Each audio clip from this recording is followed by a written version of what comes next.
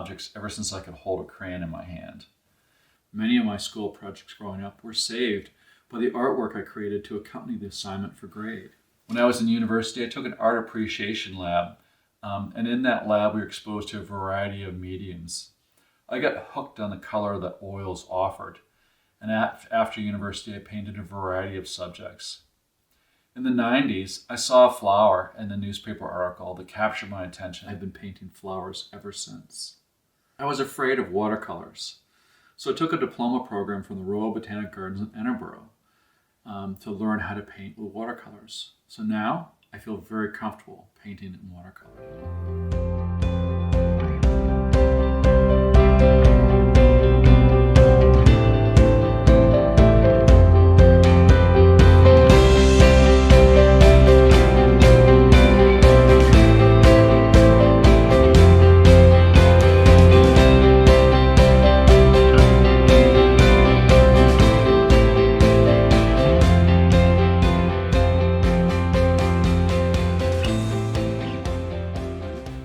Flowers have symbolic meanings in many cultures.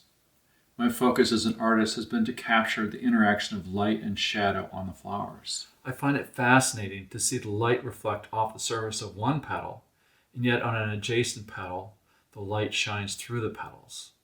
Light and how it interacts with the flowers is the key feeling that I try and capture in my paintings. Light and how it interacts with flowers is the key feeling that I try and capture in my paintings. My paintings that capture the light of this world feel very spiritual to me. I hope the viewers of my art can feel the same impact of these delicate temporal creatures that remind us of our own temporal nature.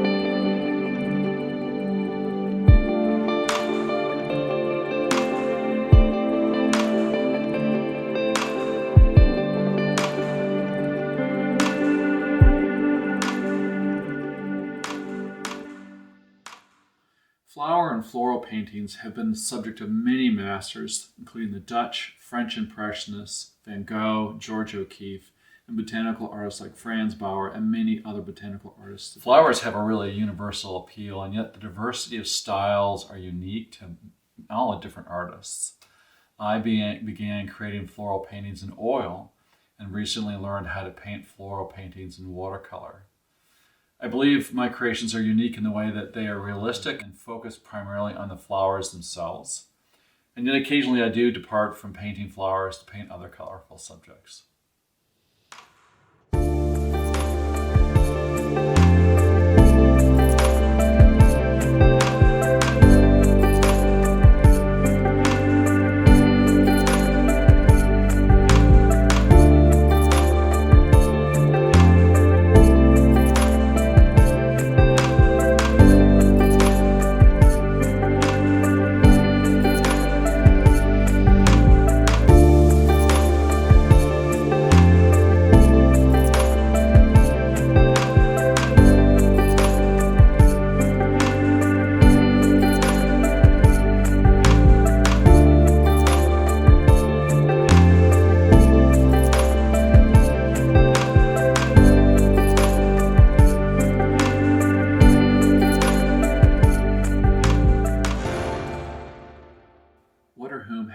Has had the most impact on this particular body of work created during this time, and why?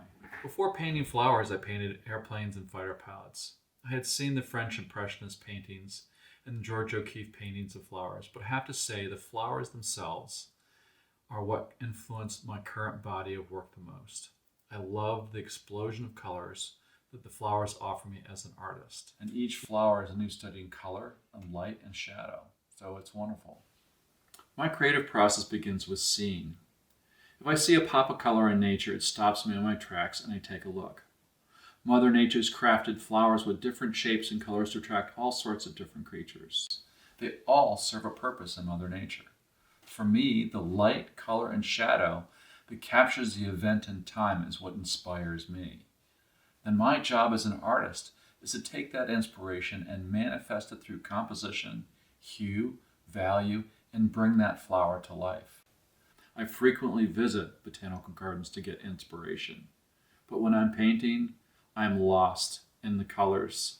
I don't think about the painting or the object. I just get absorbed by the paint. I want viewers of my art to feel immersed in the color and subtle textures of the flowers. Basically give them a honeybee's point of view. And I want them to be filled with the awe and beauty of these colorful objects called flowers.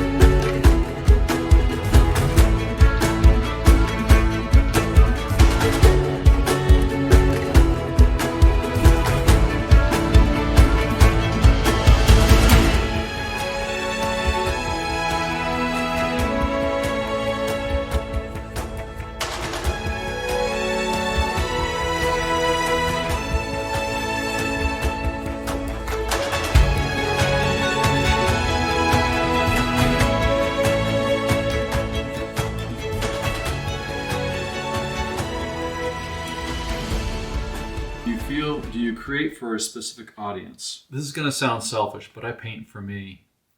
Each painting is a learning experience in a particular color and shape, presenting me with each challenge. And when I'm in the zone painting and the world just disappears from me and the colors fill my mind and my imagination, it's wonderful. I like working in oil on canvas and watercolor on paper. I prefer hot press paper for my watercolors since a hot press paper allows me to maintain control of the pigments as they're applied to the paper in thin washes. When I paint in oil, I like to go large, so the flowers are much larger than real life. And when I paint in oil, it's like painting with butter. It's great.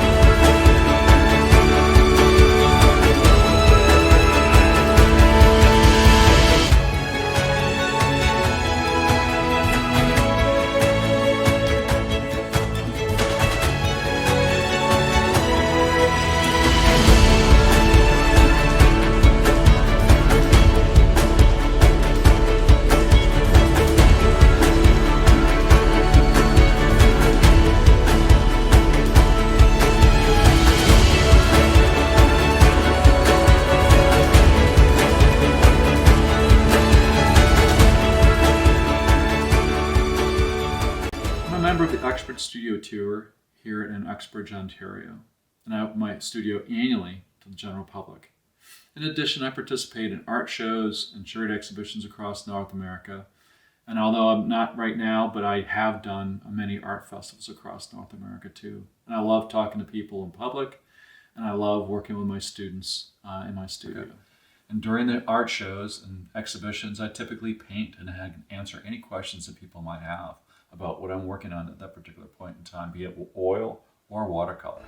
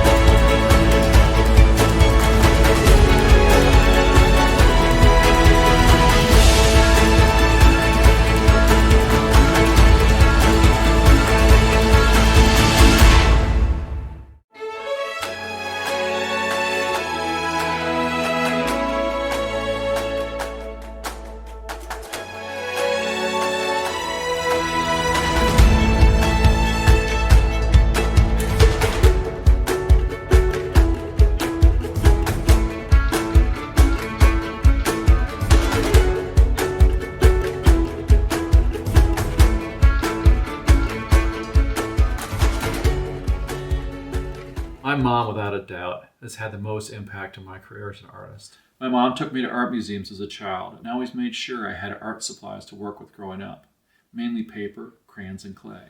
My mom also taught me the names of the birds and helped me develop a love for Mother Nature. My mom has given me back many of my drawings that I did growing up, and they always remind me of how much she supported my artistic career. Currently, I'm working on a series of botanically accurate wildflowers from Georgian Bay and Watercolour. Georgian Bay is a place where my soul soars when I see the raw beauty of Mother Nature. I suppose the Canadian group of 7 felt the same way when they took macro view of the wild Canada. I take a more micro view by focusing on flowers, similar to Georgia O'Keeffe. When a flower speaks to me, they inspire me to paint them. I'm so lucky. There is an unlimited supply of inspiring flowers. But I must say, when I see a colorful object, be it a sunset or a flower, I am inspired by the color.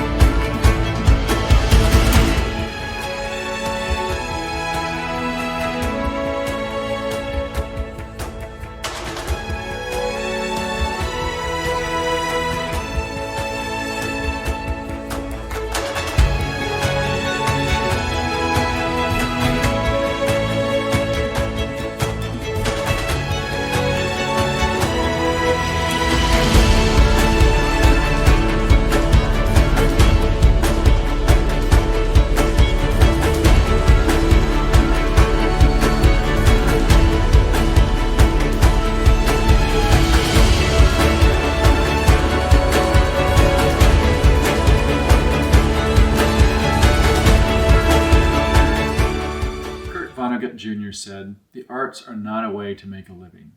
They are a very human way of making life more bearable." Practicing an art, no matter how well or badly, is a way to make your soul grow. I can say that I paint for me so that my soul grows. So I encourage everyone to put pencil to paper, color on canvas, so you too can help your soul grow. So go out there and paint. Create.